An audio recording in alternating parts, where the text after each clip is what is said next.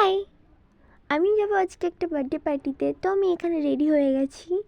দেখেছো বেশি কিছু সাজিনি, শুধু চুড়িদারটা পরেছি আর হুডিটা পরে নিয়েছি, কারণ বাড়ির কাছেই তো, তার জন্য আর বেশি কিছু সাজিনি। তো আমি এখন এখানে চলে এসেছি, গেটটা খুব সুন্দর সাজিয়েছে।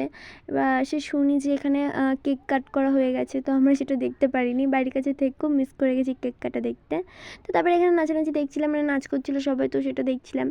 তারপর আমি আমার বান্ধবীকে বলছিলাম যে চল, আমার খিদে লেগে গেছে। এবার খাওয়া দাওয়া করতে চলে গেলাম। তো আমি এখানে ভিডিও করছিলাম, এই দেখো আমার বান্ধবী ফোনে কথা বলছে। আফসোস আমার একটা বয়ফ্রেন্ড নেই, তাহলে আমিও কথা বলতাম। ছাড়ো আমার কথা।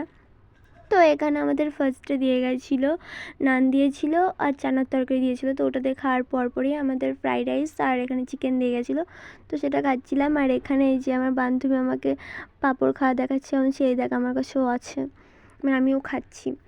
তো তারপরে আমরা এখানে খাওয়া দাওয়া করার পরপরই আমরা নাচ